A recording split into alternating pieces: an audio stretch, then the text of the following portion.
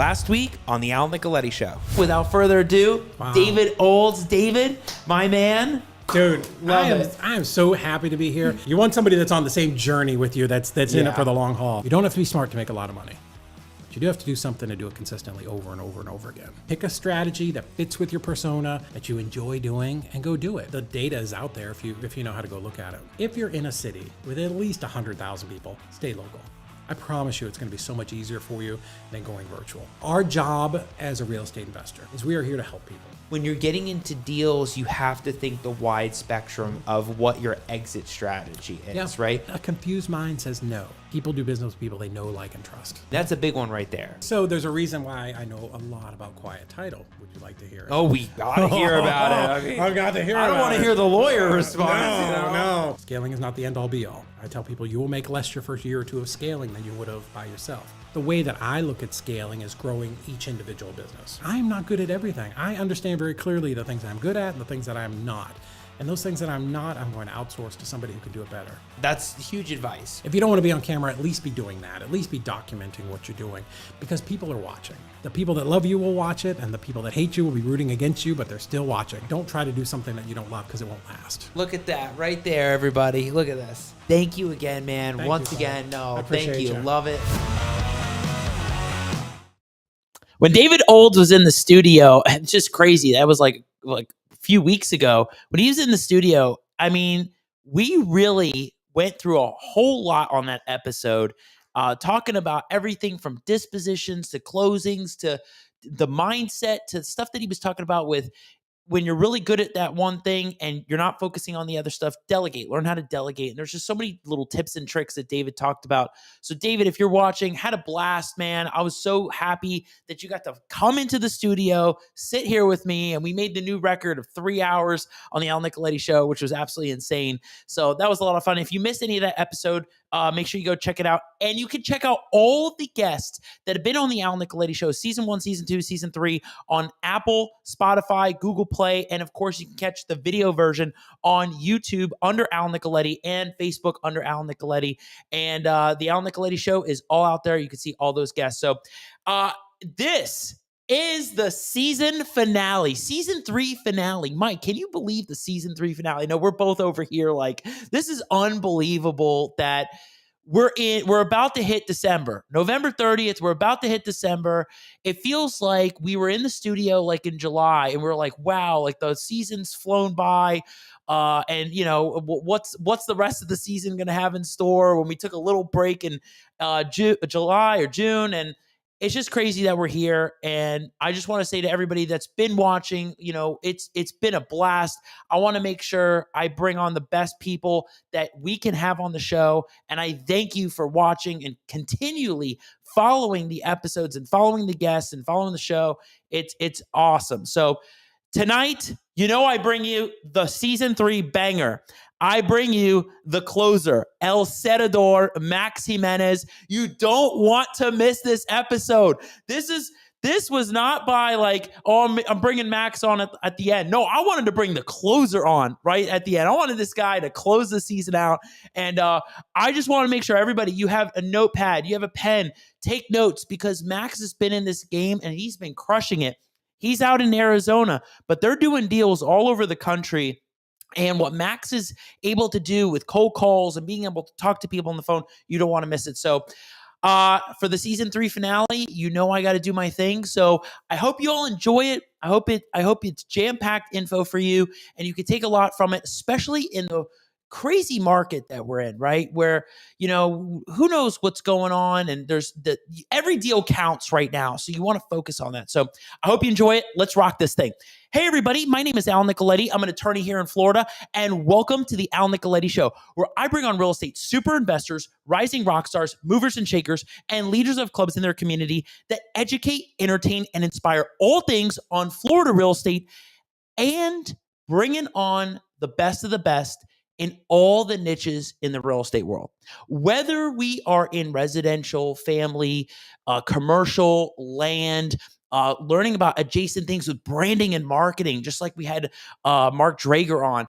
Whether we're learning things in short-term Airbnbs and the things you have to know in that world. I mean, there's so many different ways and people that we're bringing on that can help educate you, entertain you, inspire you on how you can really level up your business, pivot maybe in your business. Maybe you're thinking, I have to change what I'm doing right now because of the way the market is. I need to figure out what the best strategy is. Maybe it's a long-term position, a long-term hold, like Alex Rose talked about. Maybe talking about things that you really have to focus on with like mobile home parks, like Neil Timmons talked about. Maybe get into those kinds of things with industrial, commercial types of things. But these are the kinds of people that we are bringing on the show to help you take your business to the next level. On my show today, I bring you El Cerrador, the closer, Max Jimenez. This guy is always on fire, always bringing the heat, and I love this guy. I was so happy that I met Max at Ricardo Rosales' Real Estate Entrepreneurs event, Attend Growth. I remember I saw Max, and Max didn't know who I was, but I've seen him online. I've seen him do his thing with content. And I remember I get up to speak about probate, and I'm thinking, man, I know Max. I've seen Max. Max is probably going to love this stuff. And I remember we connected in the VIP section. I was like, man, I'm so happy we get to connect.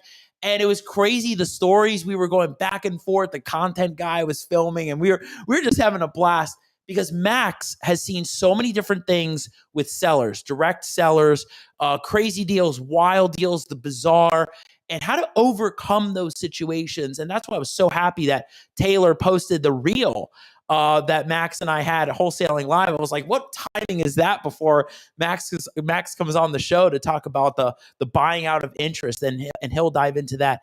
But Max, he's been doing this in real estate for quite a while, knows how to talk to these sellers. We're going to dive in on mindset and understanding some of the best practices that you can get into when you're getting into the calls, when you're getting into training, and some of the things that a lot of first-year investors, or even investors that have been doing it a couple years, were trained differently or weren't trained the right way. And he's going to help reframe a lot of those issues and change that mindset, change that frame of thinking, so you can feel comfortable really getting into the game. So without further ado, let's welcome him to the show, Max Jimenez. Max, what's going on? Hey, what's up, Al? Good, man. How you doing? Man, I'm fired up. And as I said, when I saw you on the calendar, I'm like, the closer's here. He's going to close off season 3, the finale. I absolutely love it. Let's do it, man. How's everything going in Arizona? It's good. It's good. I want to say, before we get into that, I want to say thank you for inviting me, and it's an honor. I was hearing in the backstage, how we met, and I wanted to meet you because I've heard about you, right, through my very good friend and mutual friend that we have. It's Rafael Cortez. Yes. And so he spoke. Yeah, Rafael, he's a very good friend of both of us. And so he spoke very highly of you. And basically, I was like, I got to meet Al. And then we connected at 10 Growth, that Ricardo Rosales event. So, but thank you. It's an honor being here. Looking forward to this. When you approached me with seeing if I would be available, I was like, absolutely. And I just love giving back. And, I'm looking to bring, I don't hold anything back. So whatever we need to do to make this happen, I'm excited, man. Let's go. Yeah, I love it. And Max, you got your own podcast, your own show that you're doing with Ryan, the Closers Correct. Lab, which has been on fire. I mean, you guys really been kicking it off, having great guests come in there. And we'll talk about that because I think people could get great value from just watching that alone. Exactly. And Max also, he goes live talking about cold calls and brings sellers actually on the phone where he can talk about it. So Max, for those that know you, don't know you, let's talk about your journey a little bit. You can go as far back as you want, or, Sure. at some point, but tell everybody the Max Jimenez journey into real estate. Yeah, it's an interesting one, right? Talk about the what is it called? The little adjustments, the little intricacies, the little inches, the tenacity and not giving up. Because every time I share my story, everybody's like, man, what if he would have done this and done that? So I knew about real estate long time ago. I'm talking like 10, maybe 15 years ago. And a friend of mine was flipping houses. This was before the first market crash. But I was always involved in sales some way, somehow. I've always been an entrepreneur at heart, did a bunch of things. But real estate, for some reason, kind of really hit me. Like, I was like, I'm really interested. But I didn't know anything, like everybody, right? The only thing I knew was you buy a house, you have to have the money, you have to have the money to buy it, you have to have the money to fix it. And so I didn't pay no attention. And I went through this little, this was between probably 2010 to about 2014, having different businesses and doing different sales jobs. And then in 2014, when the market started to spike up again, right? This is when where the prices were going up and the economy was starting to turn from the 2008 crash. I reached out to to my friend. His name was Randy. I said, because he passed away in 2015. But I reached out to him and I said, hey, Randy, what do you think? You see what's going on in the market. We're seeing all this construction. And so basically he's like, well, why don't you do some research and see what we can do? And I'm like, okay, perfect. So being me, very resourceful. I've always been very resourceful since I was young. We moved so much. Like if I told you the stories of how much we moved during my elementary years, so I had to make adjustments, but that's another story for later. And so I would go on Craigslist, Facebook, and I see these ads because Craigslist back in 2014 into 2015 was very prominent for wholesalers. And I didn't know this. I didn't know they were wholesalers. And I would see ads that would say cash as is, close in 7 days. And I'm thinking like, there's no freaking way I can do this. Like, where am I going to come up with this cash in 7 days? And I'm like, I have no idea. So I was running into a lot of roadblocks, right? And then so my family started to see what I was doing and what I wanted to do. And my mother-in-law said, hey, why don't you call the realtor that sold me my house? This was right around 2015. Maybe I know she knows a lot of investors. So so I called her. And so I'm talking to her, and she actually didn't live in Arizona anymore. She lived in Florida. And so where you're at. And so she's like, you know what, Mac, I wish I could help you. I'm no longer part of that world. And she's like, so running into these roadblocks, right? But I knew that, and I didn't know, like, I couldn't tell the future and what was going to happen, right? But just think about if I gave up during those little moments, because then she goes, I don't know anybody. I don't talk to anyone. I'm not in that world no more. And I'm like, okay, no problem. Little frustration on my part. And she goes, but hold on. I want you to look up this guy. He's in your He's there in your city. And I said, this guy? And I'm like, well, who is he? She goes, his name is Sean Terry. She goes, look him up. And I said, Sean Terry. And I'm thinking to myself, like, oh, here we go. Another guy, right? I got to look up someone else. So I wrote down his name, didn't do nothing that night. 2 days later, I remember this very vaguely because I came back from work. I looked him up. I Googled him. And obviously Sean Terry was like the only one that was doing a lot of coaching, podcasts, all stuff. Like he was out there like big time. And so I went to his website and I downloaded what he had on the little corner was an ebook, right? That's what he had. Like there wasn't as much information there is now back then. So I downloaded the ebook and I read that thing about 3 to 4 times, Al, if I can remember correctly. Because I wanted to make sure what I was reading, what he was talking about wholesaling, right? Talking about the transaction of contract A, then contract B, and then B to C, things like that. And what he was saying was true. And I couldn't sleep that night because I'm like, no way. Like, this is not. The next day I called my friend and I'm like, man, you're not going to believe this. I found this guy. I found a way for us to get in real estate. And his next question out of his mouth was, is he legit? Because, he would, not a lot of people knew about wholesaling back then. So that's where the journey started, right? Right around that time frame. And I started attending his meetups. He was having meetups at his office. And it took me about 11 months to get my first deal. This was from October, I want to say 2015. I went to the event. He had an event called Extreme Freedom. And I was still working at the time, a full-time job. But after my job, I would work on my business. And I actually went through a phase of about 3-4 months where I stopped listening to music, stopped watching TV, and I focused so much on learning this business, learning the process, working on my mindset, that I transcended so much from where I was at. I didn't feel good of where I was at position. And then I ended up getting my first deal and I quit my job. I was like, I'm going in this thing full time. And that's how I ended up making my first deal was like 11,500.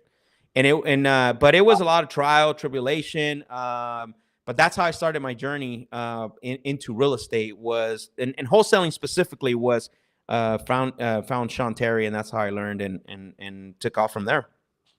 So crazy because I got to meet Sean at Wholesaling Live for the first time. I've heard all about him.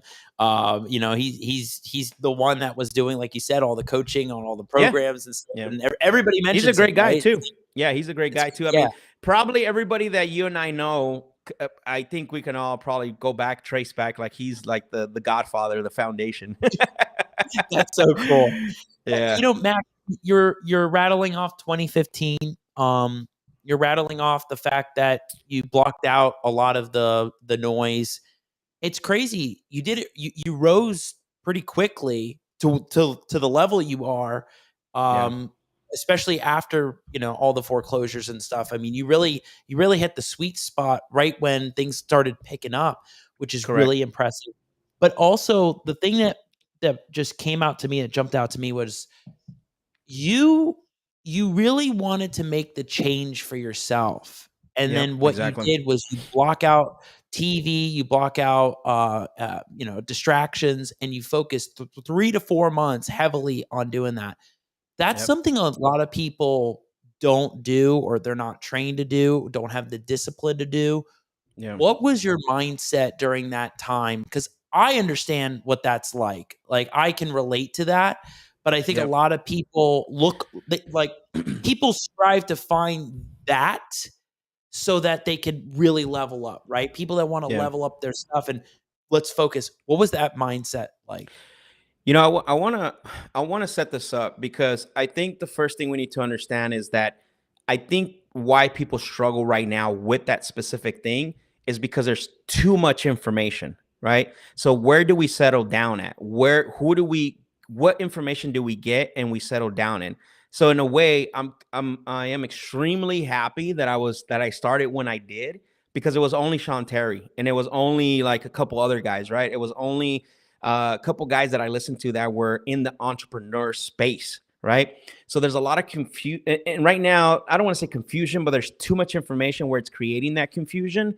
And so I want to lay that down because I think that's the problem that I see today is too many people are listening to too many things and trying to implement too much stuff in their business. Where when I was back in 2015, all I wanted to do was get out of my job. I was tired of living the 9 to 5, paycheck to paycheck, struggling. And I knew what I found in wholesaling was going to be my vehicle. I made the decision that was going to be the vehicle, and I took off 100% committed to making that work. I didn't have any other noise that was distracting me. It was like I would go out, put bandit signs on the weekends with my son. I would write letters. I would door knock. I drive for dollars, and it was all about getting that wholesale deal. And there was nothing else that was stealing my attention. And so listening to the podcast, and there was only about 4 or 5 people that I was actually listening to, and they were all different. Like Sean Terry was for wholesaling, Eric Thomas was for motivation. There was a couple other guys that had to do with sales, right? So make sure I get my sales skills up. So I was really focused, right? And it was just making that decision. I didn't have a lot of noise, but it was making the decision that real estate and wholesaling was going to be the vehicle that was going to get me out of my situation. And that's really what I committed to, whatever time frame was going to take me, and if I needed to get away from everything that I was doing. And the second piece to that is having the support system. Got to get around people that support and believe, right? Because it's very true. And I'm going to say this throughout the show is social media ruins a lot of good things, right? Like, you are the average of the 5 people that you're around with, right? That's awesome. Social media ruins that, but it's so true. There's power in that. And so I was able to be, I was never around negative people. I was never around people that said that don't work. You can't do that. I try to position myself with individuals that were driving to the same goal. And, I was blessed enough to have my wife as a support and supporting me and family members as well too. So that's one thing. Yeah, no, that's huge. I'm just taking notes on this because I think this is all great stuff. Yep. And our great friend Ricardo Rosales is watching. He just I dropped see a him. comment. What's up, Ricardo? What's up, baby? Yeah, he's watching. Hope you're doing well, man.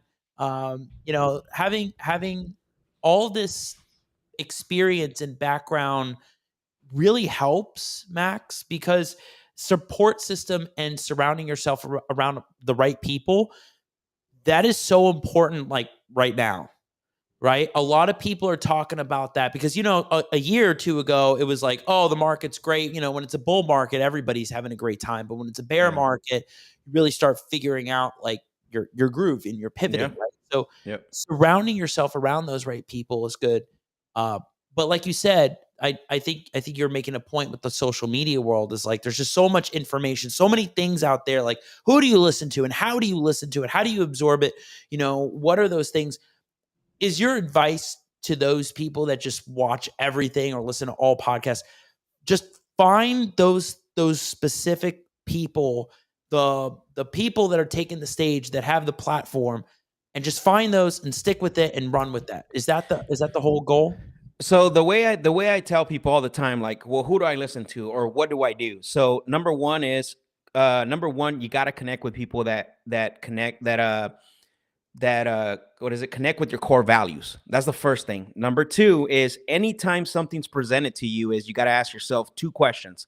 Does this take away from what I'm doing right now, or does this amplify what I'm doing right now? So you got to look at it through the lens of, is it going to sidetrack me, or is it going to catapult me into a better position?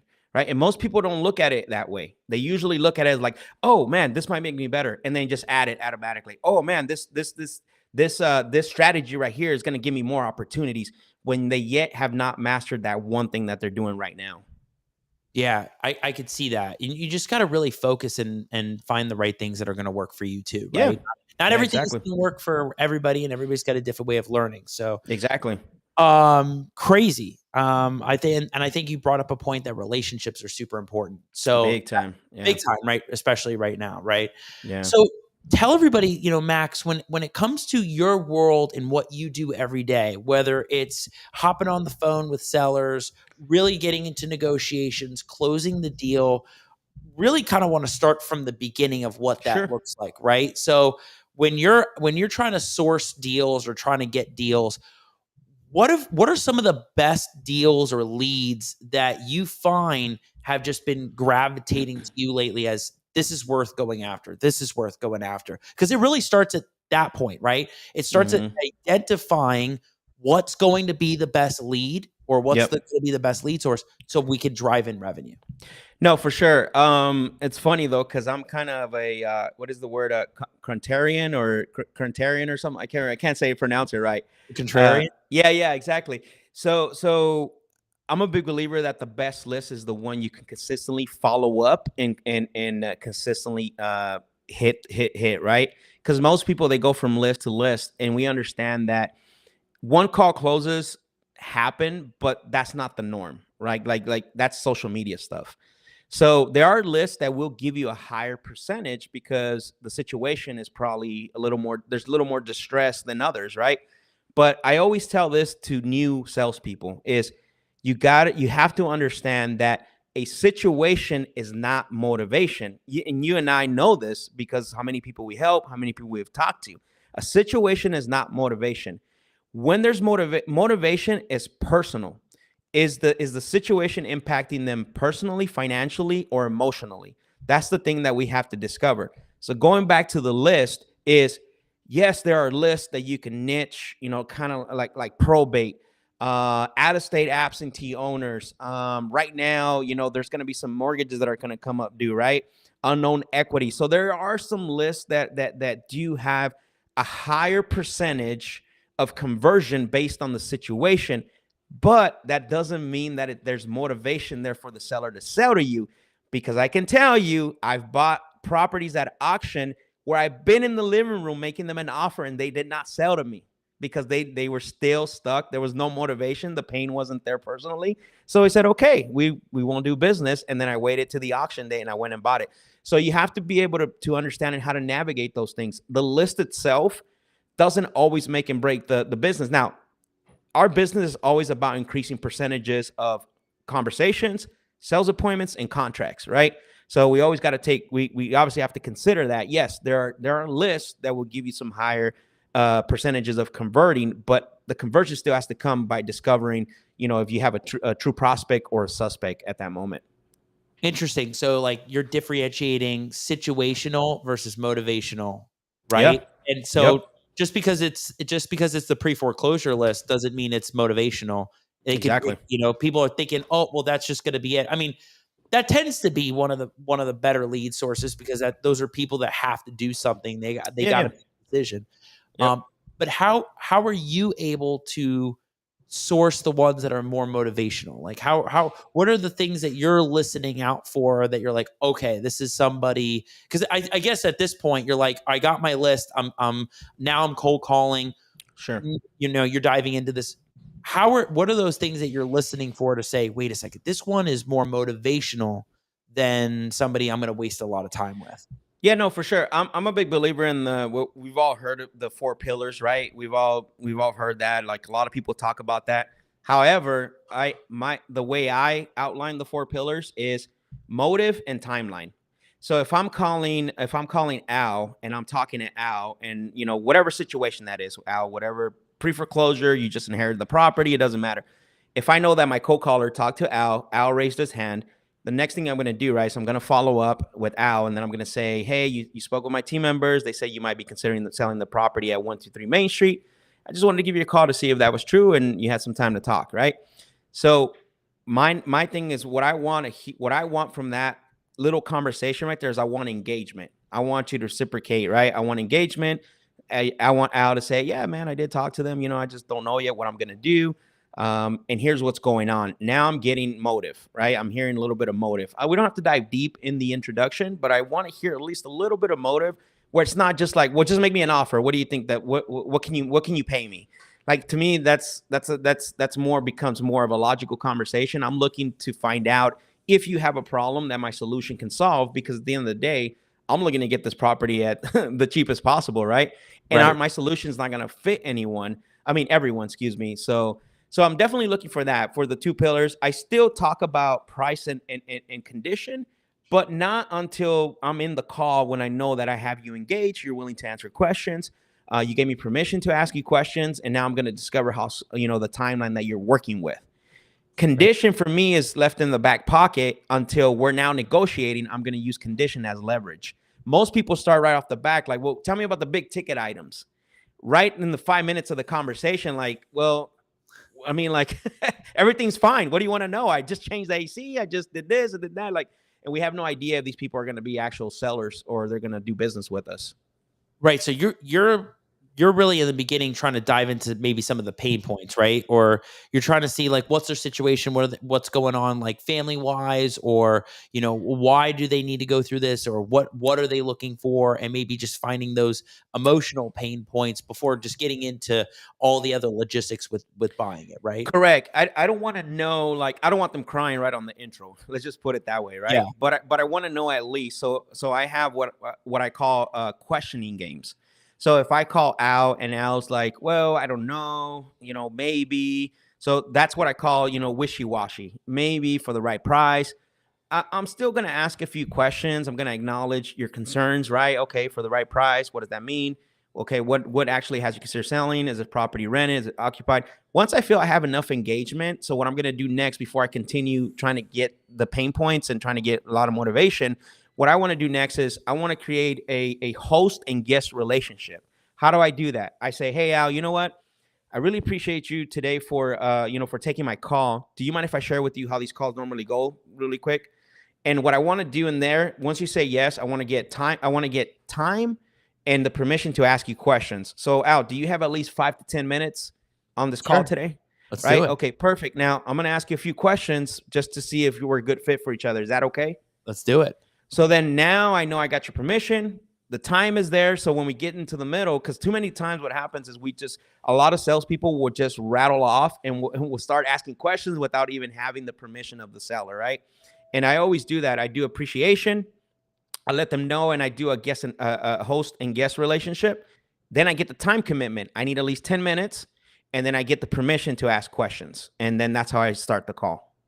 Right. Yeah. It seems like that permission part like opens them up, right? Because they've agreed to, they've committed to it. Now they're going to explain what's going on, which is a great tip and trick right there for a lot of people. Yeah. Some people are going to, and there's some people that say like, well, what do you need to ask all these questions for? No, I get it. And I always acknowledge, I don't argue. This is what sellers want to do. Like this right here. Like sellers want to do this. And I want to get to this point. I want to get to where we're like this, where I go like this. And I say, I got you. Don't worry. I like it. That's great. Right. And go ahead. No, I could see that that's your mindset of thinking about that, right? You've seen so many situations where people Oh have yeah. gotten in there, but you want to help them overcome that situation. Yeah. It's I have a chart that has point A and point B, right? And so sellers at point A, how do we get them to point B? So the missing piece is information and trust, right? So we have information up here and trust down here. However, you cannot be the person that gives them all the information, because guess what? They're going to be they're going to feel like you're trying to sell them, especially when you rattle off features and benefits. What you have to do is you have to help them discover what is their perfect solution. By how do you do that? By asking questions, being empathetic, making statements, and then that builds trust, and that's the gap, right? That's what gets them from point A to point B. Because I'm a big believer that that trust is everything in a sales call. If I can get you to trust me on a sales call, then you're gonna feel comfortable to do business with me. That's Right. plain and simple my belief. Yeah. Did you learn your line of questioning through things like Sean Terry and the stuff that you were learning, or did you learn that over time by talking to each seller? Because I could probably see you as the type of like, all right, trial and error. Well, that didn't work, or that didn't work. Or, let's try it this way, right? And then that worked, and then like let's follow this. Nah, man, I just woke up and I was this good. All right, look at that. No, just kidding. No, so here's the thing. Continuing on the story, when I started, like, I've always been in sales. I've always loved sales. I love entrepreneurship. When I got into real estate, one thing that I noticed is this is a different types of sales. Like, and what I mean by that is that we are not selling any products. We are not selling any service, right? So what happens, a lot of people that come to this industry from a solar sales, a car sales industry, a vacuum sales industry, right? Or even a service industry where they sell AC service and plumbing service and all this.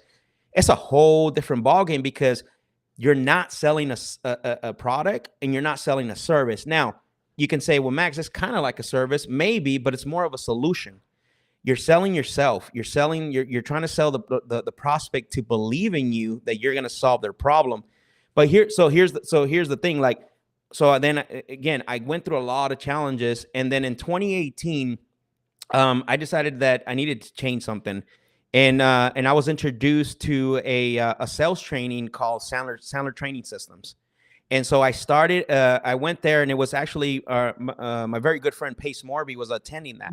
So he was going there, and he ended up introducing me to the sales trainer, who was Brad Ferguson, who was actually still to this day. Actually, I had a call with him today. So in 2018, I want to say it was like around September or November, I made the investment. However, going back to your point, it's a general sales training. It's general, right? It's not like tailored for wholesaling. It's not tailored for AC, anything like that. So yes, I had to go out in 2019. I was going to 3 to 4 appointments every single day, and it was all trial and error. I come back and I say, hey, Brad, here's what's going on. I got the situation. Here's what the seller asked me. Here's what I told him. And then he would call me out in front of the class. He was like, but you didn't say it like that, did you? And I'm like, yeah, I did. He goes, man, I feel sorry for you. Because if you would have said it like this, you probably would have. But he would help me, right? He would rescue me, and he's like, "Here's what you got to do." And then I record it, and I go back, and guess what? I would have success, and that's how I was able to build it and tailor it around our industry. It wasn't like, I mean, I really had to cut my teeth, man. I was going 2 to 3 appointments a day, and then once COVID hit, obviously that slowed down, so we went on the phones, and then we had to readjust again, because in person and on the phones is a whole different ball game. And so we had to readjust. And then again, trial and error, rebuilding our scripts, rebuilding our text templates. So yeah, definitely. It's all try and error. And that's what got us here. And I'm still a student to this day. I still love learning. Yeah, because I'm sure you haven't seen all the personalities of sellers, and you're going to get that one seller that really is going to fight you, but maybe is more motivated than they think. And you're going to be like, all right, what way do we go? I just think a lot of this is fascinating. And I know the big thing that you see, which is the acquisition teams that keep getting trained and keep getting hired, or the new people that get trained and get hired for these real estate companies, and then they leave, like the revolving door, as you call it. And are they getting trained the right way? You know, what that is all about. But your thing is they really got to focus on mindset when it comes to the task, right? Because they can learn about all these different things, all these tips and tricks, but if you don't have that right mindset when you have these calls, right? Thinking through the questions, what is all of that about? Woo, man, you went down a place where I'm like, that's my thing right there, man. I guess because you see the passion, right? And I get so frustrated when I see certain sales training or when I see certain things online. There's a such thing called a belief system, right? Beliefs. And we all grew up with different backgrounds, right? And I learned this through training and the training that I did, and my sales coach, he helped me out a lot with this. You and I have different backgrounds, right? For me personally, I never grew up talking about money. Like, it was like, you know, I didn't even know what a checking account was till I was 19 when I met my wife. And so and I moved every single year. I moved around, never talked about taxes. You know, you go in the store, don't ask for anything. That's kind of the way I grew up. Now think about that. Think about that just for a minute. Let that settle in a little bit. Now I go get a job where I need to negotiate a $500,000 deal at $300,000. Now, you might say we might not do it consciously, but unconsciously, our subconscious says, I don't deserve this. This is not how I grew up with. So what happens is people come in with a thing called head trash, right? We come in with this head trash, and what happens when we hire acquisitions, or companies hire acquisition people, they give them a script. They don't realize, like, maybe we need to work on their mindset, their belief system. Let's see what they're about first.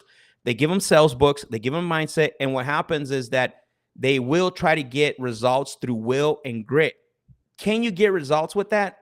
Probably, but it's not a long-term sustainable plan. So when we hired acquisitions, we changed that up. They would never get a sales book the first 30 days.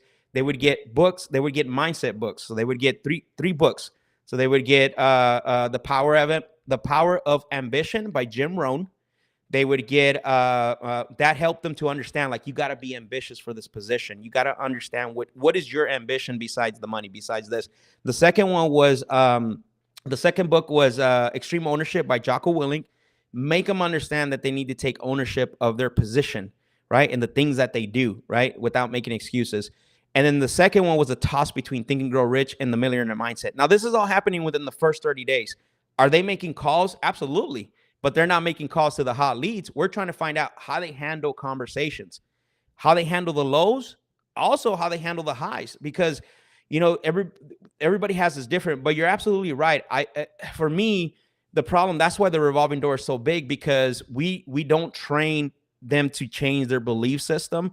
We don't train them to look at their position different. And then we don't train them to believe that they deserve the success that they deserve, right? And we want them to have success. Like, go negotiate all these deals. Like, that can't happen. Right. And I think it's very smart to hand out books for them to read during this process as well, that can really help reframe their mind, right? You're helping them reframe their mind while they're in the task themselves, which is motivating in and of itself, because they'll read the chapters, they'll come in and be like, all right, I'm going to try this differently. And it's just motivating. So a lot of teams don't do that. 80% of sales for me is mindset. 20% is tactics. And what happens is a lot of sales trainings and a lot of operations flip that around. Is they put the tactics first. Like, use this line, use that phrase, use this power phrase. And it works. I'm not saying it doesn't work, but it consists on the long term. We're talking long term, like we want longevity. Like they there's a book, I can't remember the name, but it's called, in the book, it identifies a group called at-leasters. And so you have like the high performance, you have the at-leasters, and I can't remember the low end, which they don't ever have success. But the at-leasters are very, you have to be careful with them, because they'll at least try to make 80 calls. They'll at least try to show up. They'll at least try to get 2 deals. and that's a very dangerous place to be. And what happens, that's a lot of people in our industry for sure, especially in the acquisition manager position. Yeah, that don't take it all the way, or Well, it's not that they don't take it all away. So let's say if I'm somebody that has this bad belief system, if I'm somebody that hasn't worked on my mindset, and I'm working for Al, and Al sets these high expectations for me, and man, I crush it this month. Man, I got 10 deals under contract. Let's go, baby. yeah, I'm excited. And then the next month comes, and my subconscious says, damn, how did I get 10 deals like that? That's not me. Now Al's going to want me to do that every single month. Instead of coming in, having a different mindset, I'm going to crush it. I got 10 last month. I'm getting 15 this month. Right. So that's what happens. That's the trigger. And they go back to that subconsciously fall back to that. When you're doing your sales trainings, your calls, like you were talking about, like backstage, you had one today, like when you're doing that kind of stuff, what are some of the things that you're hearing on feedback from the different acquisitions people that they're going through? Like, what are some of the common red flags or situations? Well, for the first thing is the what is it called? The planning, like doing behaviors. Excuse me. Planning equals behaviors, right? Like doing the behaviors. Most people, what they do is, and that's one thing that I talk about, is you have to do the behaviors. You have, which can be translated to your planning.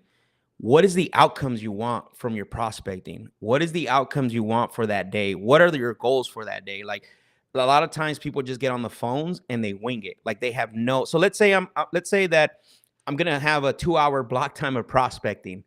And okay, so what is the goal for that 2 hour? What do you have it written down? Is it in front of you?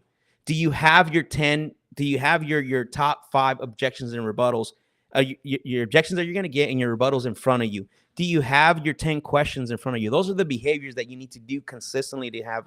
And most people, when they hear, they're like, man, I wasn't doing that. Like, I wasn't even putting my prospecting on my calendar.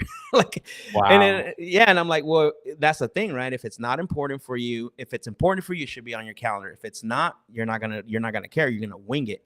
And that's the feedback I hear. The mindset thing, what I just talked about, the belief system, most like, man, I never thought about that. Like, I was trying to convince. I felt like one of the things that you brought out, Max, was like, I'm sounding, now that I'm thinking and we're going through this, I'm hearing these calls and I'm like trying to force, somebody to sell me their house by offering features and benefits and all that stuff. But yeah, it's I go the first day, because it's a 3-week thing. The first day is it's all about trying to rewire and get you to think different. And like I said, because I'm a big believer, 80% sales is 80% mindset and only 20% tactics. And the ones that you've seen like take it to like the next level, like that are just like killing it, crushing it, or maybe now they're going to do their own thing. Have you seen those do the mindset shift? Like, they are the ones that are having that mindset shift with the goals, ambitions, and actually like writing this stuff down. Yeah. One thing is, when you get in this business not easy. So everyone has that drive, right? For the most part. And what I told the guys today is, I said, I'm not here to change your whole system. I'm not here to change everything you're doing. What I'm here to do is figure out where's the little tweak that's gonna crank the wheel. Where's that little implementation that's gonna give you that 360? That's all I'm here for. If you can take away something that's going to catapult you, because I've seen it. I've seen guys that have already doing deals, but they come into the sales training and they go back and they have $100,000 a month. Right. So, yeah, I see that all the time. Right. And they don't need to change everything, because that's impossible. You'll get overwhelmed. And I always tell them that do not try to change everything you do. Go back, implement some of the things, adjust your strategy, and then deliver the results. Yeah. And Max, you were talking about drive. That is something that a lot of people haven't tapped into or don't tap into until they it's like something you got to find. Yeah. And then once you find it, it's just like, I don't know if it's just tunnel vision or you really hit it. And once you get that, I mean, there's no stopping you. Right. Yep. And a lot of people have it, but you got to find it. Yeah. And that goes for everything in life. Right. So I can relate to that with 100%. 100%. You got to find it. And then, do you really want it? That's the other question too. Right. Some people are scared of it. Yep. Do you really want it? Do you really want to make the change? Do you really want to keep going with it? Or you want to do what you were doing before? Or you want to do something different? But the drive is just, that's a mental thing every day. Yeah, for sure. 100%. Yeah.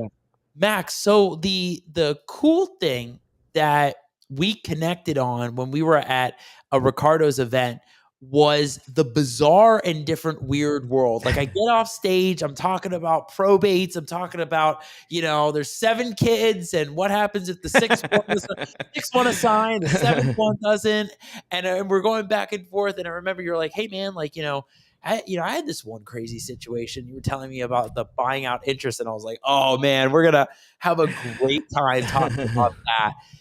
Tell everybody, especially in the kind of market we're in, where deals are really tight, you got to get really creative. You got to start thinking through. It may not just be about buying the house. It may be about what the cash opportunity is. So, we'll talk about partition, but talk to everybody about starting to think outside the box, starting to think outside of what's happening in this world. Absolutely.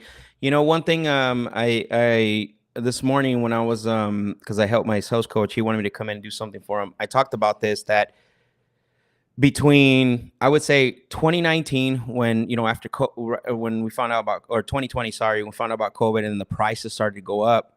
So, going up a lot, like Phoenix was 10 to 15% every month, right? Appreciation. And so a lot of people stopped working on their craft and became order takers, right? Seller would say, give me this. Okay, perfect. And then they go sell it to an institutional buyer or whatever the case may be, right? So in essence, they got lazy. I mean, that's really what it is, right? Because they were riding the wave. They were, selling, locking these deals up, didn't really have to negotiate. One thing that I focus on, and I really went hard on our guys, like, we're not doing that. We're going to continue. This thing's not going to last. We're going to continue negotiating. We're going to, obviously, yes, we'll give a little bit more, but we're still going to go through the process. So unfortunately, a lot of those people aren't here, but there is some people that are still here.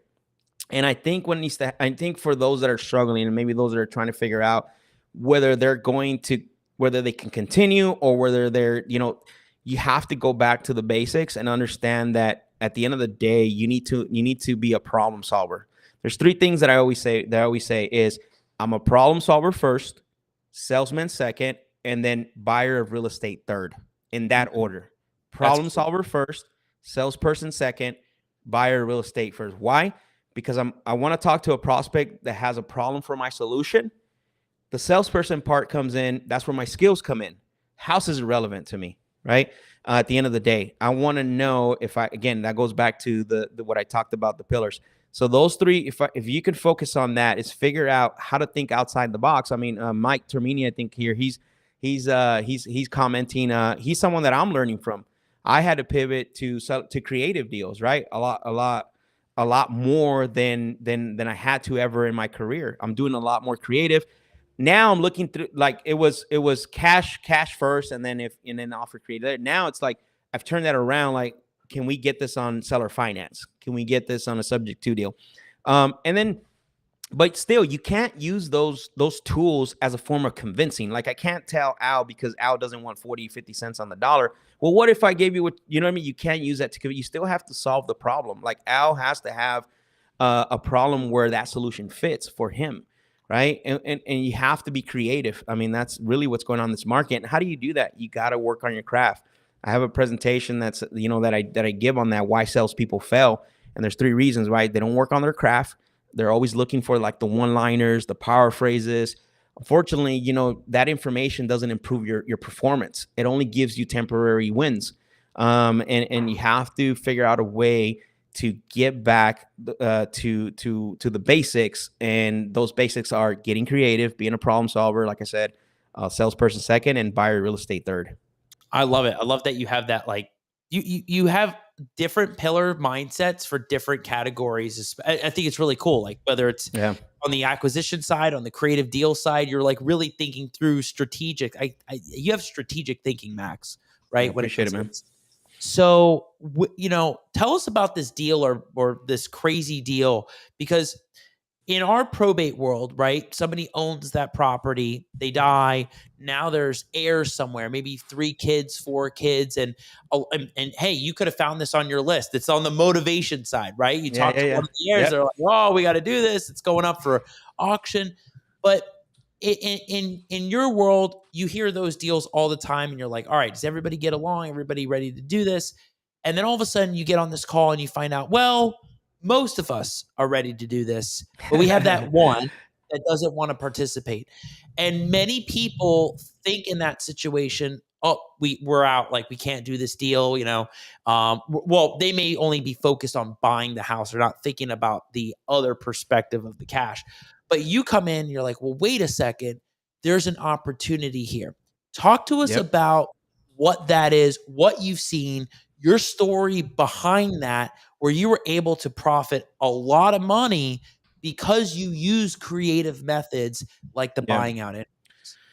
Yeah, big shout out to my buddy Jerry Vidalis. I don't know if you know who he is or ever met him. He's probably somebody I can connect you with, but he was doing this already. Like the guy knew the ins and outs. So when the opportunity presented it, I knew about it, but I never did. That was the first one that I've done.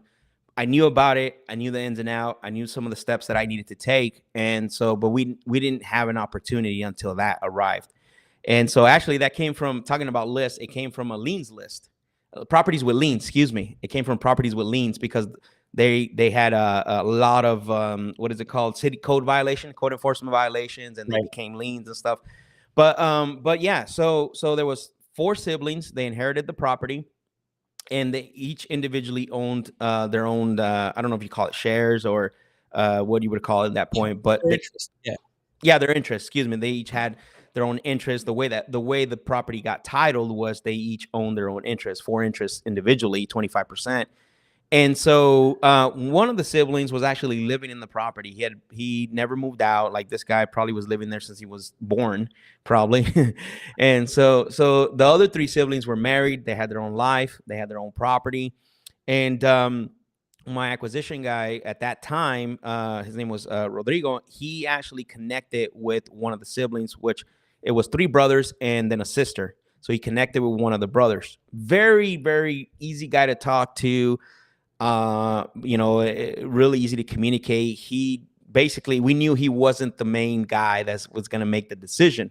He was going to have an input, but he wasn't, because we could tell right away. So he says, and throughout the conversation, we find out there's these other 3 siblings that we got to call, right? So unfortunately, were only able to get 2. So it was him and then the 2. The 4th sibling was still living in the house. That guy had no communication. So I told him, I said, let's do this. Let's book a call with all 3 of them. And then we used, we used a system where it would call all of them at the same time. And all they needed to do was pick up the call. So we made it really simple for them. But when we got on the call, what was interesting is we started the call with him because that's who we had built rapport with. And I noticed it was him and the other brother. They were really nonchalant, cool. They want to do it. But the sister kept going, I don't know. I could tell like there was something. So what I did is I stopped talking to them, and then I focused my direction to her, and I want to get her input. What are your thoughts? What's going on? And that's how, we were able to get a lot of information. We found out that the 4th sibling that was living in the house actually threatened them with violence. They went out to talk to him. He chased them off with a baseball bat. So we knew we had a battle in our hand here. So, So then they were open to the idea because we pitched it to them. Here's what we've done in the past. We did a whole 3rd-party story, and they're like, we could do that? They're like, well, definitely. I mean, there's an option for that if you guys are open to it and you guys want to go that route and get rid of your situation completely, because we found their fears. So the fear was the brother was violent, right? That was the first thing. The second thing is that they were afraid that something was going to happen to the house, and they were on title. Because, if something happens, it can come back to you. It could always a problem. Someone gets killed or whatever the case may be, right? Who knows? So they didn't want to deal with any of that. So we found the pain points of everything that had happened. And sure enough, it was a little bit of going back and forth with the price. And then at the end of the day, we position ourselves. So in sales, position and leverage is really crucial when you're negotiating. So we position ourselves as we're taking all the risk. We're going to alleviate you from all the problems. You don't no longer have to worry about anything happening. We're going to take care of the 4th sibling because there was still a little bit of concern, right? What's going to happen with him? Right. And so, we ended up settling for a total of $21,000 on the purchase price. $7,000 for each. And basically, we ended up getting the agreement signed. They each signed, and we wrote it out to where, Al Nicoletti's selling 25% of his interest. We put it in the other, in the term section, worded it that way. And then the fun starts from there because it got really interesting from there. Well, yeah, I think the first point is that, and this is what you were like, we were really talking about on the reel. The first point is that a lot Correct. of people are surprised that you could actually, like, because everybody's thinking buy the house, right? In a wholesale deal, really, they're not thinking about buying the house. They're looking at the assignment fee and the spread. Yeah, exactly. So this really isn't much different if you're thinking about this, because in these situations with individual interests, you can buy out the interests. You're not necessarily buying the house, but you're buying interest in the house. Correct. But you're buying it at a price that is way lower because it's in a distressed situation, because you don't get that 100%, right? Yep. What were some of the factors that went into that price point? Because we haven't even told people what the ARV really was on that house, which is like the cherry on top to the story, because it's just like, psh. But like, how did you start valuing the 7,000? So what was interesting is it was sort of a default. Check this out, because like what I mean by that during the conversation is they were wanting to get 21. They came up with the number first. They threw out a number and it was $21,000. There was a little bit of miscommunication on the $21,000 where they didn't make it clear. And maybe we didn't clarify either. So they said they wanted $21,000 each for their interest. And so when the acquisition guys came and told me, I'm like, yeah, I don't think we're gonna be able to do that. We need to go back. And we told them, like, we were very, very transparent. It wasn't like we're trying to hide it, like, hey, we apologize. Must have been a miscommunication, but there's absolutely no way that we would be able to pay, $64,000 total. Considering the risk, considering that we're going to be able to take care of your brother and everything else, and we told him, like, we feel comfortable giving $21,000 total, to be able to take this situation and let us take care of it, where you don't have to worry about it anymore. So a little bit back and forth, and then we ended up agreeing. They said, yeah, they're like, we're done. We don't want to do this anymore. And so they were already frustrated. They already had been threatened with violence and all that. But yeah, that's kind of how the price came up. It was really weird. That was one of the only ones where that actually turned out good. I can see that just getting so frustrating to the point where they caved in because it was something over nothing, right? Yeah. Like, that was the thing too, I bet, is that they were at least offered something for the house. What was interesting now is, and I don't know, maybe you can speak on this a little more. They said that they had talked to 2 attorneys before us, and that I don't know what they tried to do or whatever. They didn't expand on it, but they said that not even the attorneys could help them, which was kind of interesting. I don't know what type of attorney they talked to, but that was like one of the things. They were very surprised when we approached them with this, and that's what motivated them, because they already tried to do something before. Right. Besides go and talk to the sibling, they already had talked to 2 attorneys, and for some reason it sounded like the attorneys weren't able to help them, which was interesting. That's interesting, because I know in Florida there's different ways it can go. They could have gone to the lawyer themselves, and right.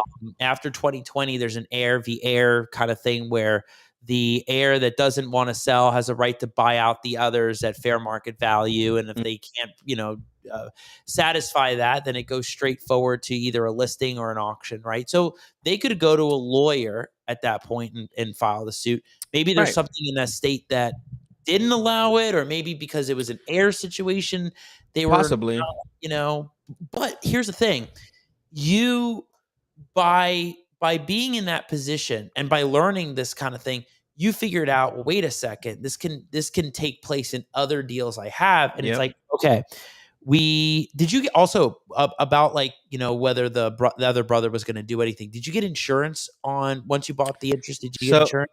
No. So here's the thing. So that's where everything started to get a little more interesting, because they signed, went to a title company, and went to 2 title companies. So our main title company was like, Yeah, we're not going to be able to insure that unless we get a written letter from the Ford sibling saying it's okay for them to sell their interest. That's what they wanted, which was really interesting, right? I'm like, oh man, how are we going to do that? There's no way.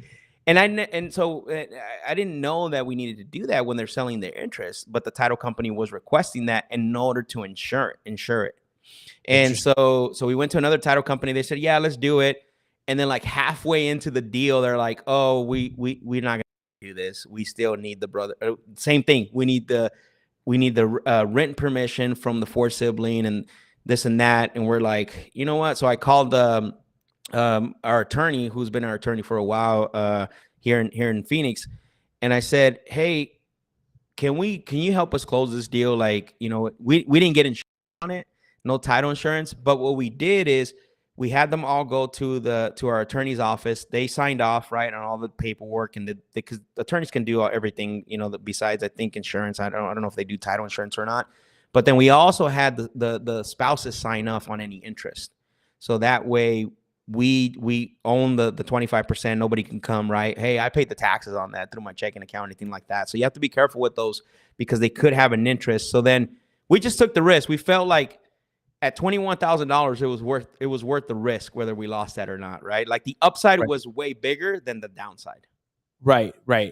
And when you priced it and you got the deeds and you were able to do the exchange of money, you already knew what potential there was in this property. Oh yeah, right? 100%. You already knew what was going on. So tell everybody. I mean, you can just let it out of the bag, or you could ease up to it.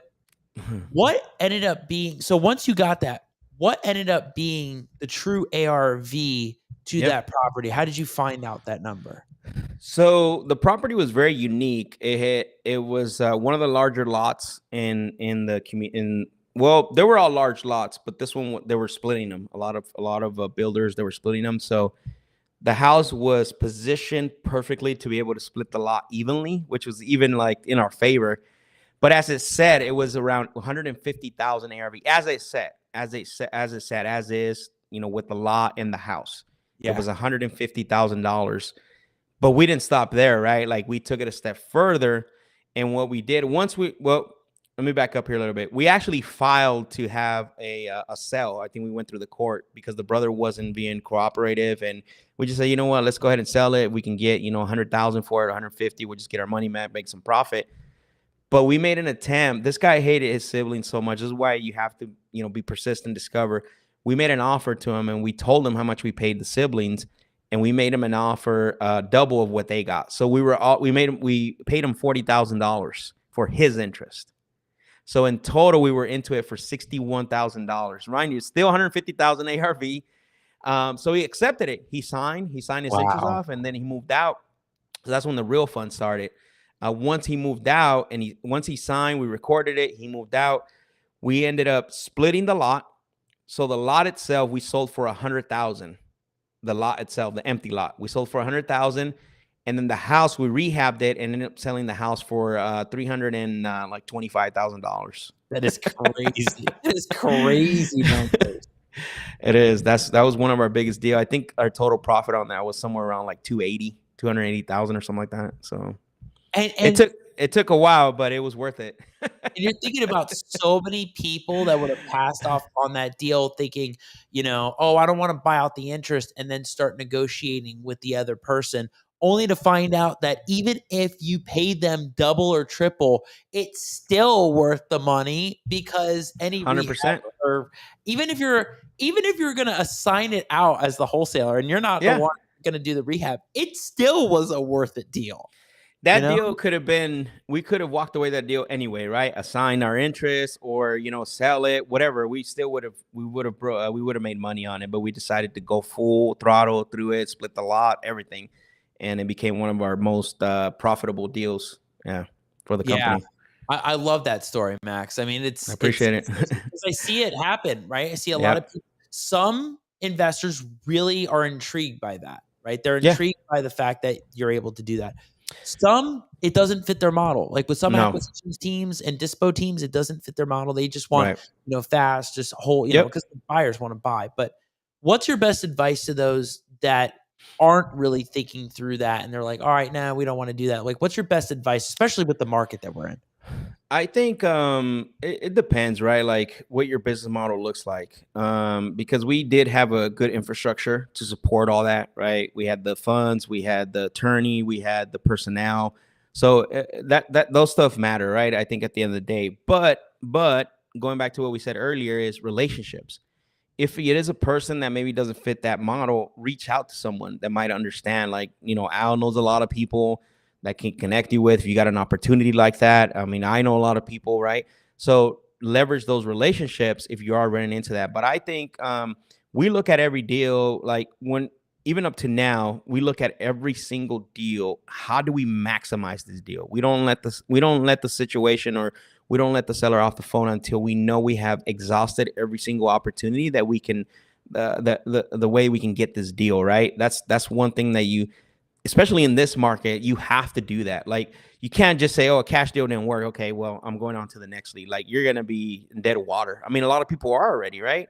Yeah. Probably a lot of people, a lot of people I know, they're not in business anymore because of what's happening right now in the market. And it hasn't gone it's bad, but it's still, they're supposed it's getting worse. But I think in this market, you need to be, what I said earlier, right, is be a problem solver and look at every deal and exhaust every opportunity that you can generate this deal and create it. Bring the seller, make them your partner. Get out of your box, because that's the only way that you're going to survive in this business right now in this moment. Max, are you doing seller term deals? Yeah. Mm-hmm. How have you been able to really work through those and educate the seller on that side of the thing? Because I've talked to numerous investors that love creative finance. And when I first didn't understand what doing term deals, I was like, oh, okay. And then when I really understood it, I was like, whoa, why aren't more people doing this? But then I could see you getting into this and really educating that seller. Yep. How do you really educate them out there? I think so two things. Sellers are now more open to talk about, because I always say this is, regardless of what's happening in the market, regardless of what we're seeing as investors, interest rates going up, guess what's the one thing that never stops happening? Life, right? Life happens. The situations that we were buying, the situations that we were solving when we were buying that property at 50 cents on the dollar, that's still happening right now, right? Like, that doesn't never stop. You know this. You're a probate attorney, right? I know. I see it. You see it every day, right? It doesn't happen. But however, though, is that people are now more open when we talk to them. We still, our first approach is always go with the, we always try to go, we offer the cash first, right? Like, here's our cash offer. Here's what we can do to give you the one lump sum. And something I learned from my, I call him my mentor, because Mike's teaching me. Mike's been in the business for about 20 years, Mike Termini. He's teaching me a little how to get really creative with seller finance. And so one thing I learned from him is that whenever we don't come to an agreement, is on the one lump sum because we're too far apart, he goes, just simplify, man. Just ask the question, which fits perfectly with my sales training. Because if I'm talking to Al and Al wants $300,000 for his property and I want to be at 150, like, we're never going to make that deal happen, right? Because we're too far apart. So the question I ask Al, before I educate them, before I tell them the benefits of seller finance, because we don't want to use we don't want to use the creative stuff for convincing. Remember that, just to convince them to give us the deal. If it could be a solution that fits them based on their situation, then my next question is going to be like, hey, my next statement and question is going to be, hey, Al, unfortunately, it sounds like we're too far apart to give you a one lump sum. Something we've done in the past with other sellers where we can't agree up on the one lump sum is that we were able to provide a different solution where we can buy the property. So my question to you, Al, is if I'm able to give you what you're asking, your full asking price, how much time do you feel comfortable giving me so I can pay that off? Right. That's a question that you ask the seller. And then guess what's the seller's question answer is going to be next? And they'll be like, well, I don't know. How does that work? Or how much time do you need? Right. So now the conversation starts because they got to be open to have that conversation of a creative deal. Like they have to be open to that. You can't just use it to convince. You can't just use it to try to, get the seller to sell you. It has to be a mutual understanding, because it's a little bit different. But then when we get the conversation going, I don't talk in like, I don't use buzzwords. I don't use the word term, amortization, interest Right. rates. It's all because you have to remember one thing that salespeople forget in this industry. Remember, going back to that, we do this thing. Maybe there's some people that do it once a month, but that's still a lot. We do this once a month, maybe 5 times a month, maybe 10 times a month. Sellers that we talk to only do this once or twice in their lifetime. And we forget about that. And what happens is we talk to them as though as we were talking to our our network or our friends, right, that are in this business. And we forget about that. We forget about that aspect of it, that these people there's an emotional attachment to this. This is the only house they lived in for 20 years, right? And Right. so you have to remember that. Like, so you have to get away from using buzzwords, which I don't, when I talk to them about terms, I don't say the word terms. I always say, hey, I always ask, like, how much time do you feel comfortable giving us? And if they don't know, and I just coach them through it. That's all I do. I coach them through it. I say, well, every seller's different. When they ask me, well, how much time do you need? Every seller's different. Some sellers give me 110 months, 120 months. Some sellers give me 240 months.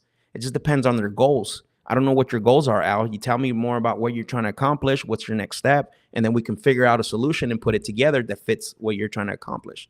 So now I make them a teammate of mine, right? I don't try to convince them and, oh, I can give you this, or here's the terms, here's the amortization schedule. Yeah, because that's going to get really confusing. They don't even know what that is, and they're going to Exactly. ask a lot of questions. And if they have a lot of time, that is when this is really going to be beneficial and useful, right?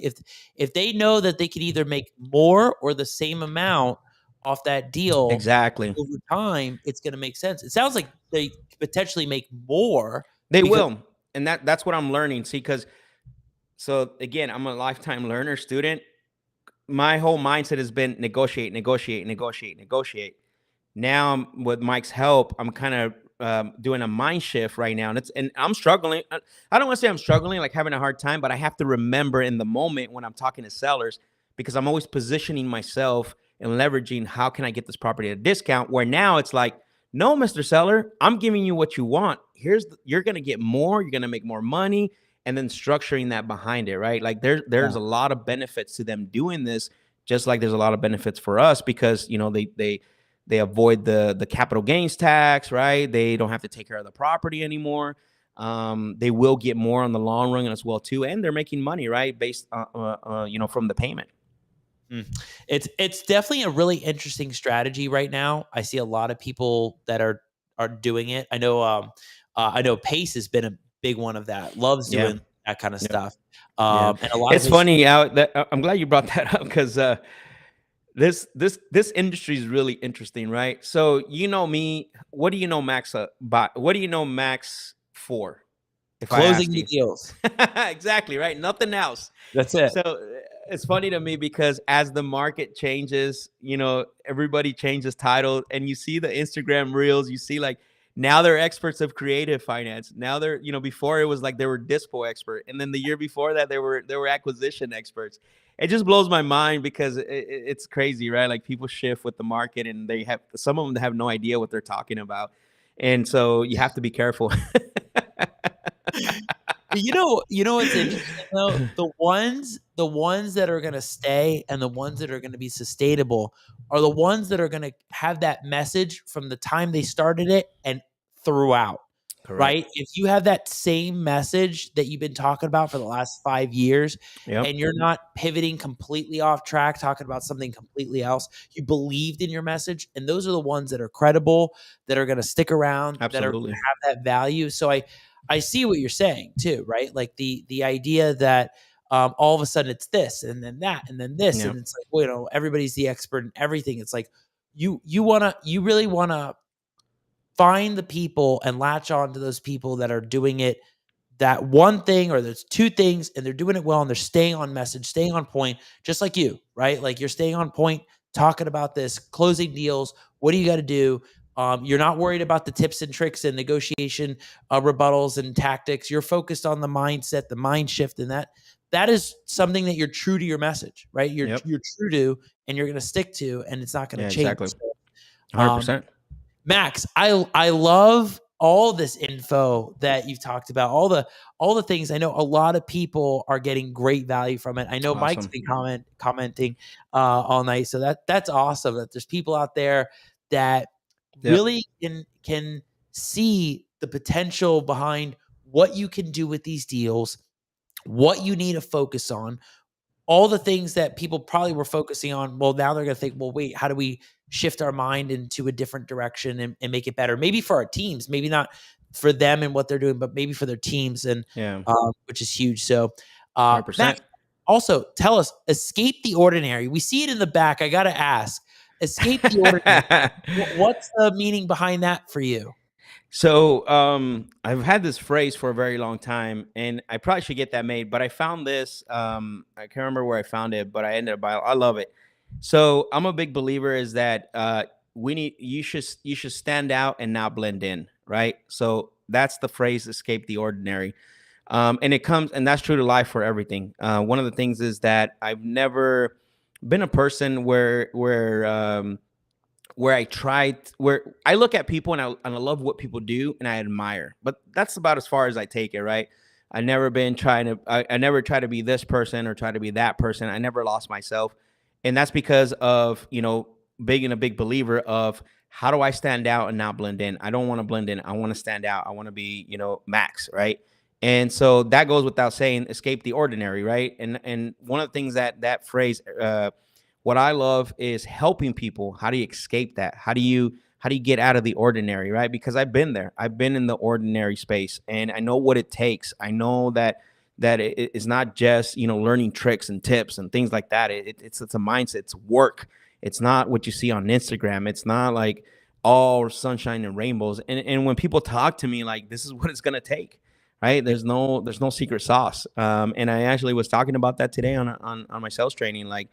There's no secret sauce. It's putting in the work, understanding. I asked this question because in one of the presentations that I have, and I have a presentation called PAS, PAS, and what that is called planning, attitude, and strategy, right? And in the planning section, I asked this question before, because I have a couple of questions that I ask, and I ask everybody, how often do you want to win? And they're like, well, every time I get on a call, every day, right? And I asked everybody, and they all said the same thing. And I said, I can probably take 100 people and ask them that same question. Nobody's going to say, you know what, Al, I kind of want to win on Tuesday, but on Thursday, I want to chill. And then I said, nobody's going to say that. Everybody's going to say, I want to win. Okay, so why don't you plan like it? Why don't you do the behaviors like you want to win every single day? Because if you want to escape the ordinary, that's what it's going to have to take. There is no secret sauce, right? And that's what I'm preaching, and that's what I'm teaching in my sales training. I think it's a great message, right? I think it's a great message for people that don't want to be that ordinary everyday thing, and you want to be able to, one, step out of your zone, right? Be yourself, but stand out in the way that you are meant to stand out. Exactly. And find that, a lot of people have to find what that is, what that element is. It may take time, or maybe you know it, you just got to do it. They do. And what's crazy is being in this industry for such a long time. I've seen people come in and then they try to copycat other businesses, try to copycat other brands, and then they disappear, right? And it's unfortunate because I know there's people that want a desire to, do something and have a purpose. But the thing is, like, maybe they were taught wrong. I don't know. It's really interesting for me to see that. I don't know. And I never got caught up with that. And everybody that I talk to, I always tell them that same message is, you got to figure out what is your purpose. What is the reason you're doing what you're doing? Like, you got to figure that out at some point. You cannot run after that thing that shines or that thing that glitters, or just because, this person has that or that person has this. You don't have no idea how it got there, how that thing got there, how this got there. Like, that could have been years of hard work, but yet you're admiring the end result, which is the wrong thing to do. Right. Right. Yeah. People got to focus on what works for them and what's good for them, and find them, right? You find that rhythm, find that groove. So love that sign. I love it over there. I see the appreciate it. Max, so you got the whole setup going. Max, this has been awesome. I mean, what you've talked about, the deal you had, the mindset, the mind shift, it's been awesome. And I think a lot of people can get a lot of info from this. Tell everybody about the Closers Lab. Like, let's do the plug for that. Yeah, that's my baby, man. The Closers Lab is something that I came up with about, I want to say about a year ago, actually, probably about a year ago. It was an idea first. I didn't know how I wanted to expand that idea or put it out to the world. And so it initially started as what is it called? Deal breakdown, right? Talking about deals. But I was like, nah, that there's a lot of people that do that, which is still helpful, but it didn't drive my purpose. And then the second thing that I came up with, well, what if I take people to appointments with me, right? Take a camera, but I was like, man, but I was like, that's probably not going to work. So then I said, you know what I'm going to do is I'm going to get on YouTube every Thursday. I'm going to talk about negotiations. I'm going to talk about sales. Not only am I going to talk about it, I'm going to do it. I'm going to make phone calls. And yeah, and that was it, man. I took it that way and it blew up. I mean, I don't know, on my YouTube channel, I got hours and hours and hundreds of hours of just talking about negotiations. And I always make a joke. I actually did this today, and sometimes people laugh because I'm like, my YouTube channel has more value than some of these sales courses that are out there. I love it. Yeah, and it's because, again, and so that's how the Closers Lab came about. It's a brand that I created, and it's huge now. And now, it started with YouTube. Now I have the Closers Lab system, which is the sales training. It's a 3-week sales intensive that I do. I try to do it like once a quarter. The demand has been a little bit higher for it. So I've done 2 this quarter. So it works really well. I not only do I teach them strategy, but also mindset, right? Shift. We were talking a little bit about that in the beginning. But definitely I'm available for them. There's so much because a lot of times what happens, a lot of workshops, a lot of trainings, it's great information, but we all know that the questions don't happen at the workshop. They happen after, when you go out and implement. So Right. I'm a big believer, and I invest a lot on the students that go through the Closers Lab system. So Love it. Yeah. So make sure you check that out. Max, you go live when? it's so right now I'm in a little bit I'm adjusting my schedule. I'm gonna start going live on Fridays at 11 a.m. Arizona time. So Fridays, 11 a.m. Arizona time. Very cool. And then you do the cold call things too. Like all of a sudden, I'm scrolling on Facebook, and you're already talking to the seller, negotiating the deals. It's not even a Closers Lab; it's like a live cold call session. Like you do those. Oh yeah, no, I'm sorry, Al. We're talking about Club Collab, the show you were on. We do that Tuesday nights. Yeah. Yeah. Okay. Club Collab. That's a show with Ryan and myself, my partner Ryan. Yes. Yeah. So I apologize, man. I didn't. So the Club Collab was actually, it's on Tuesday nights at 7 p.m. So that show was created out of a what is it called? Desire to just have real conversations, right? Like nobody comes on and tells their story for an hour and then no meat, right? We pull out meat and potatoes from successful investors. We've had you on there. Yeah. Had quite a bit of guys. Corey Geary. We actually had David Olds on there too. Yeah, cool. So we've had quite a big players on there. We have all the recordings on my YouTube channel, but that we get a lot of feedback from that just because of the way that the show is structured. We don't hold anything back. We actually tell people like, hey, when you go on there, it's like we're gonna just go and you're gonna open up like a book. Yeah, and you and Ryan, like I remember being on the episode, you really dove deep on probate. Like you guys were asking questions that things that Ryan was like, wait, what? Like you can do that? Like this happens? Yeah. Like, things that a lot of people just don't know. So you guys take Club Collab and you go deep on the topics with all the guests. So so that's right. We even got what's funny is we got Corey Geary to open up more than what he usually like does like at events. So he's like, I don't know why I told you all that or why I said all of that. That was the secret sauce. Now you can it's a secret sauce, yeah. But the difference is on the shows is the Closers Lab is where all the calls happen and the negotiation training and all that. Yeah. Yeah, they're both so cool. I mean, anybody can check that out. So cool. On the last the show has went international, like Philippines, Canada. I had a guy in some other places, but I had the guy in the last sales training, the sales intensive. he says, "Hey Max, you want to know how I heard about you?" I'm like, "No, tell me. How'd you hear about me?" He goes, "One of my VAs," he goes, "that's in the Philippines, said, hey, have you heard about Max Jimenez?" A virtual team member, I guess, that was in the Philippines was telling him, and he's like, "No, who's that?" He goes, "Well, he has the show, The Closers Lab." And he's like, "I watch it that was back then I had it on Thursdays, but I had to move it." And he's like, "I watch it every Thursday." And he's like, "No, I don't know who that is." And then he Googled, The Closers Lab, and it came up, and he saw all the calls. He was like, "Man, I was blown away." He goes, "I couldn't believe the VA was watching this." And it's just a barrage of messages, man. Like, "Max, thank you, Max. You can't believe." Like, I have people that train. I actually got tagged today on my stories. One of my friends, he's a very good friend of mine, Thomas. He's training his closers team from the calls that I have on the Closers Lab. He's training them. He's having them break down the calls. He does assessment based on the calls.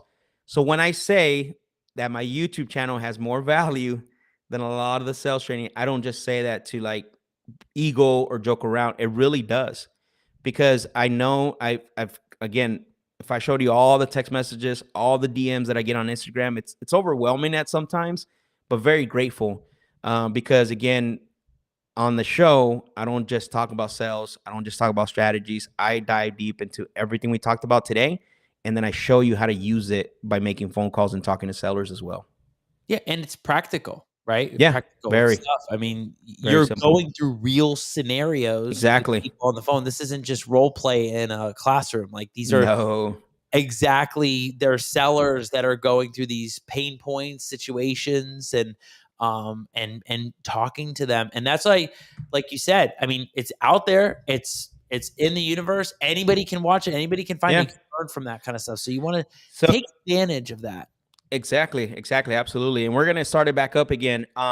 One of the things that I do when people want to come to the sales intensive, like, I keep it very small, anywhere between 10 to 15 people. That's it. I don't want 30, 50, 100 people in there.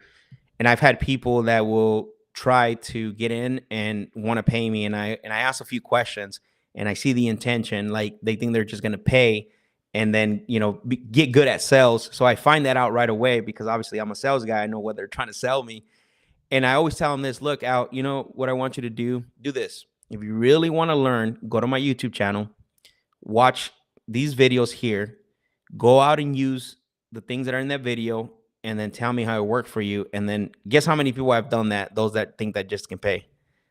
Zero, right?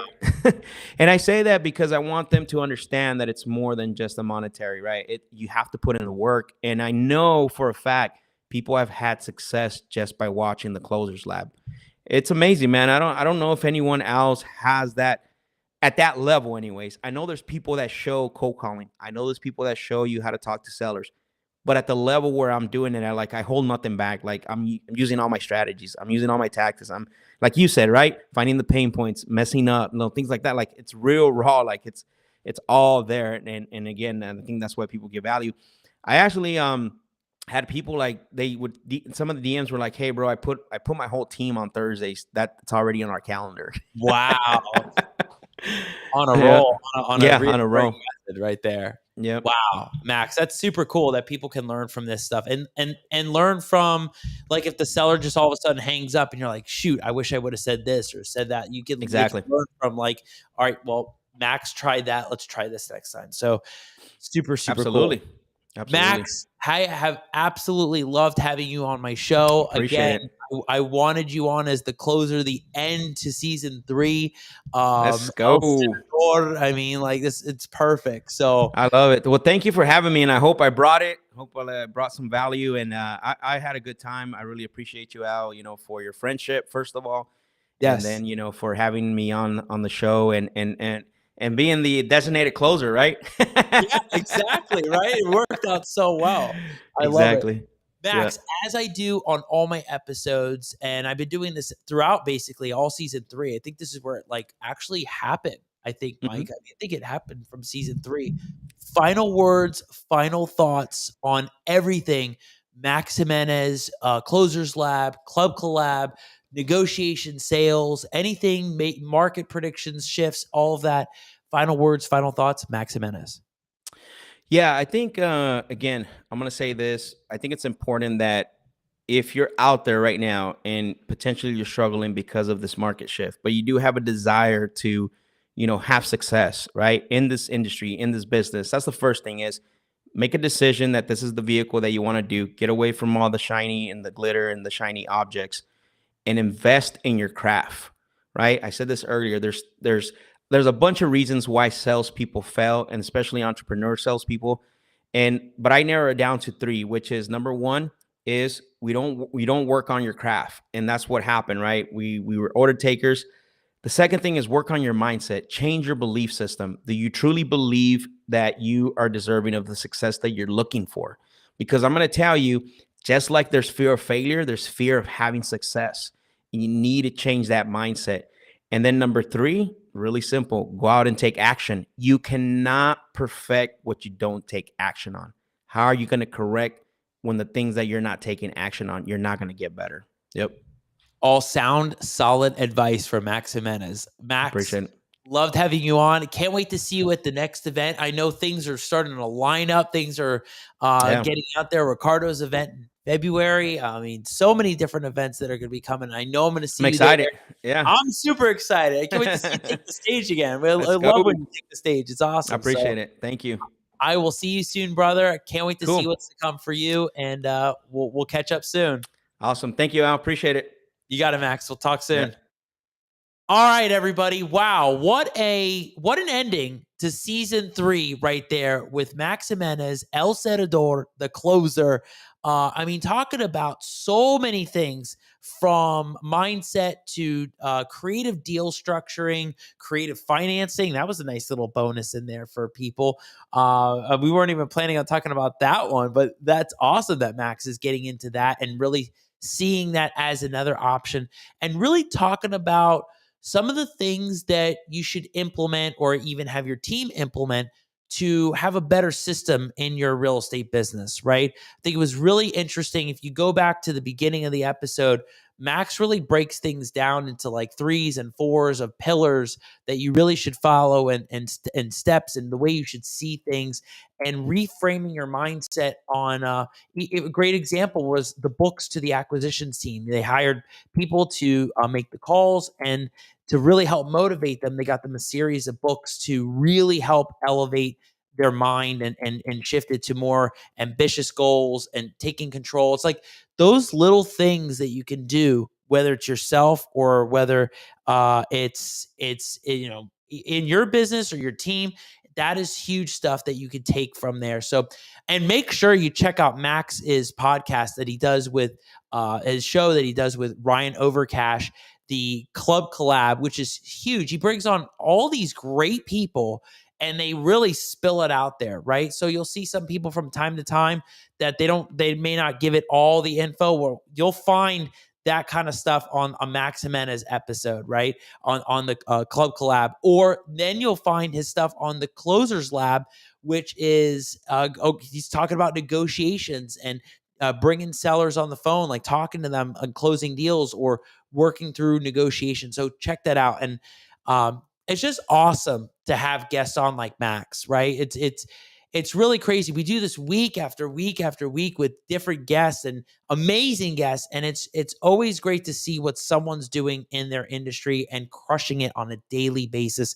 Max wakes up, he grinds, he's moving, he's calling sellers, loves being on the phone. So love that kind of stuff. And I can't believe that it's the end of season 3 right here. Like this has been crazy. One of the things that has been absolutely awesome has been the team that has surrounded me on the Al Nicoletti show. It's a lot of people don't see the behind the scenes about running a production. There's so much that goes into it, whether it's booking and timing and coordinating, people coming over, to set up, Mike coming here every Wednesday to set up, Taylor helping set up the events. I mean, there's so many people that have been a big, big part of running the show. I mean, when I was doing season 1, When I don't know if people remember, like you'll see the blinds in the back, right? But when I was doing season 1, I mean, that was all just self-production. And then rolling into season 2, Mike comes in, Mike's, doing the helping with the video, the computer, the audio, the camera.